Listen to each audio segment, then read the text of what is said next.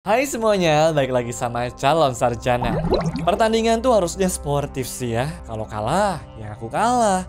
Nggak kayak orang-orang ini nih yang nggak terima dan juga malah bertindak dengan cara yang kelewatan. Kalian mesti lihat sih guys. Hai, gua Andre dari Calon Sarjana. Dan inilah gamers yang berani menghabisi lawannya di dunia real life.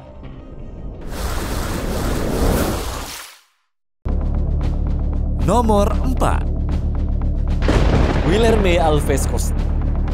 Kisah pertama kita hari ini terjadi nih pada Guilherme Alves Costa, seorang gamer tuh yang lagi depresi berat di tengah pandemi COVID kemarin. Awalnya dia main game ya untuk ngisi waktu seperti banyak orang. Tapi beda cerita nih pas dia ketemu lawan main bernama Soul, seorang pemain pro yang pengen kenalan.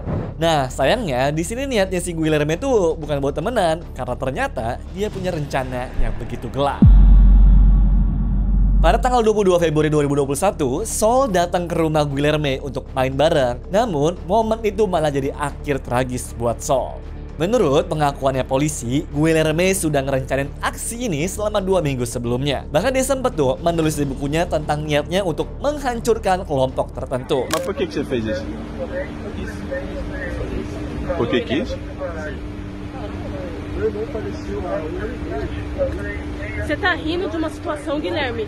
Você matou uma menina novinha, Guilherme. Por que você fez isso? Setelah ngelakuin aksinya ini, Guilherme merekam kejadian itu guys dan langsung kabur karena ketahuan oleh saudaranya. Dia juga mengaku pengen bundir setelah kejadian ini. Tapi setelah didorong sama keluarganya buat nyerahin diri, akhirnya dia pun ditangkap lah dengan hukuman penjara selama 14 tahun. Dan yang bikin miris saat penangkapannya nggak ada tanda-tanda rasa bersalah di dalam wajahnya.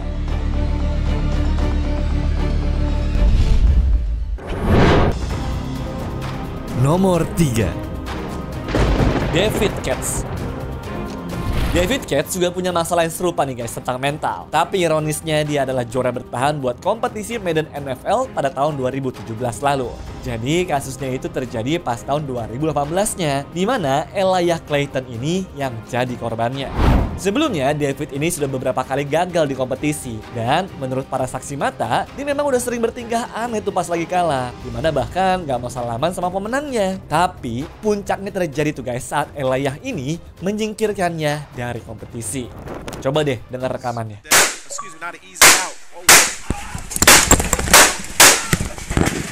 David yang gak terima pada saat itu langsung bawa senjata api ke sana dan menembak korban sebanyak 11 kali dalam posisi tertuduh. Selain Elijah, korban lainnya adalah Taylor Robertson. Total ada 3 orang meninggal dunia teman-teman, termasuk David sendiri yang bundir setelah aksi brutalnya. Nah di momen penembakan ini, dia juga ngarahin ke yang lainnya tuh guys secara membabi buta sampai ada 11 orang lain yang ikut terluka karena tembakan ngasal tadi. Kejadian ini sih bikin gua mikir ya, apa seharusnya ada pemeriksaan kesehatan mental dulu sebelum ikut kompetisi kali ya? Nomor 2, Edward Cup. Teman-teman pernah denger game yang namanya Arch Age gak? Jujur gue sih kagak ya.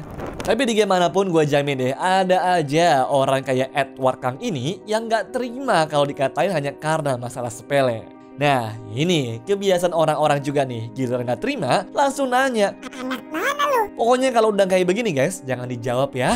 Karena Edward Kang ini seorang pemuda 20 tahun asal New Jersey, Amerika Serikat, sampai nekat tuh beli tiket pesawat ke Florida dan juga nyewa mobil buat nyamperin ke rumahnya Zacharidian secara langsung. Tapi sebelum itu, dia beli senter dulu dan juga palu. Nah setelahnya dia menyelinap lah dan juga nyerang pakai palu tadi. Untungnya teriakan Zachary ini bangunin ayah tirinya yang ada di rumah.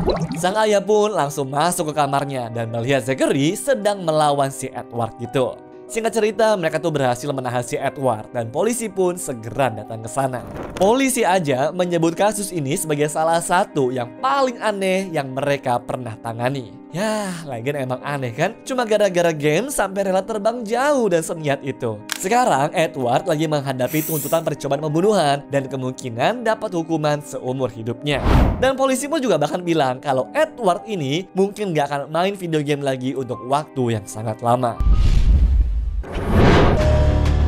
Nomor 1, Luis Dex. Pentingnya nanya mau pergi kemana ke keluarga kita tuh sebenarnya buat menghindarin kejadian yang menimpa Brad Bednar kali ini nih. Jadi pada tahun 2014 lalu, Louis Dance dengan sadis membunuh Brad Bednar, seorang remaja berusia 14 tahun yang dikenalnya tuh melalui game online seperti Battlefield dan juga Call of Duty. Louis yang saat itu berusia 19 tahun menggunakan server game yang dikelolanya ini untuk membangun persahabatan dengan Brad selama lebih dari setahun. Dia memanipulasi Brad dengan janji-janji palsu seperti nawarin kesempatan bisnis komputer yang begitu besar. Dia nyuruh si Brad ini buat nginep lah ke apartemennya, yang ternyata pengakuan korban ke orang tuanya tuh bilangnya main ke rumah teman lainnya. Kenyataannya guys, di sana si Dance ini menyerang dan ngebunuh Brad dengan begitu kejam. Kaki sama tangannya diikat dan ada benda tajam yang ngarah ke tenggorokan. Karena dari postur badannya juga udah kalah gede kan. Cuma curiganya mereka ada main nih, makanya sembunyi-sembunyi dan gak jujur dari awal.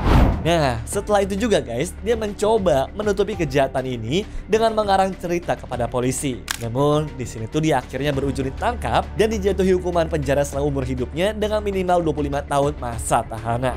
Serius deh teman-teman, kalian tuh dari sekarang mesti banyak-banyak ngobrol sih sama keluarga kalian, biar mereka semua tuh mau terbuka dan gak terjebak kasus serupa semacam seperti ini ya.